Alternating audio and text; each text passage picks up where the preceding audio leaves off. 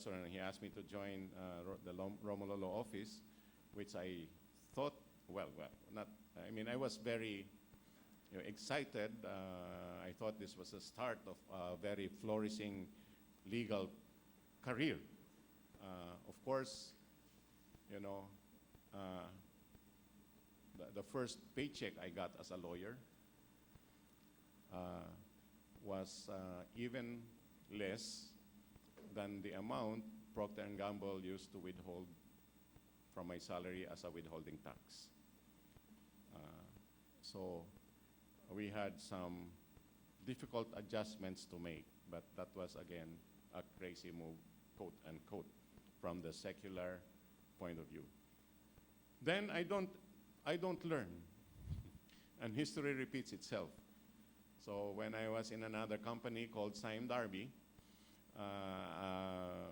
and that was the first time I was invited to join government during the administration of President Cory Aquino. My salary in government, even at a very senior position, was meant a cut of 30% from my salary in Sime Darby. Pwede na rin, although masakit at that time, pero pwede na rin. But the greatest one, I think the greatest cut, was after being general counsel in Shell, of course a big multinational, when I would say probably I was at the peak of my legal career in the private sector, and my family was enjoying all the perks. Then just when everything was really promising, then I get an offer to join government again, this time under the administration of President GMA, the early part of her administration, which was very exciting also. It was very reform-minded, and I accepted the offer of then Executive Secretary De Villa to join him as his deputy. Dean Candelaria referred to that, so I was Deputy Executive Secretary. Well, a position that a lot would die for and quarrel about and backbite everyone so they go get the job. But actually, in monetary terms, again, the salary there was once more, less than or even half of the amount of my withholding tax in Shell. So this time, my wife cried a longer time, but eventually supported this decision. So I said I never learned, but when I look back, why am I attracted to situations where I get salary cuts? No. As I said, maybe I carry what I learned in childhood. Lawyering was never for us to be rich, but to help. And then grounded again on the values of Ateneo to be men and women for others. That is the higher value rather than the monetary terms. So, well, all of these experiences prepared me well for the work I'm doing now.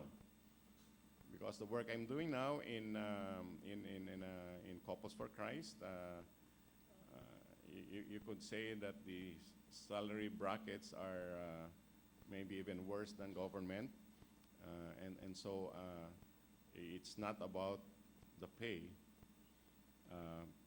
My being in CFC now has helped us, the family, to live simply, but it's a work that has really challenged us and fulfilled us as fulfilled as can be. And some say, never mind, Joe, your job may not pay well, but the retirement benefits are out of this world. Okay. So what are my learnings? My stints in government, both under Cory and under GMA, and my involvement in GK work and the work we used to do together with my friend, my former dorm mate, my fellow Procter & Gamble office mate and brother in CFC, Tony Miloto. All this opened my eyes to the extent of poverty in this country.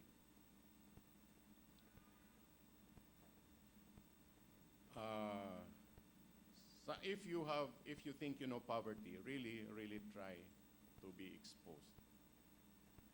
One time I had a guest of the United Nations come visit and wanted to see the sites then of Gawad Kalinga. And I brought him to one of the sites. And he said, Joe, there seems to be another world. Do you get that sense? Now you enter another world. And when you go out, it's also another world. And the extent is just appalling. And we need to experience that so that we are also prodded to do a lot more in this area. But the same experience in government and in Gawad Kalinga and in Couples for Christ also gave me something very important. Even as you are able to experience and be exposed to something that is unthinkable, how human beings can live in very subhuman conditions. But all the work that all the people that are helping also made me realize that despite everything, there is hope. All is not lost. There is hope. Because there is a lot of ordinary people willing to do extraordinary things for their fellow men. A lot of ordinary people who are willing to rebuild this country, to rebuild this country to be a country of our dreams. That is what is giving me a lot of energy despite very hectic schedules and very challenging work. And we do not need to be in government to do that. We can do and help in this challenge wherever we are.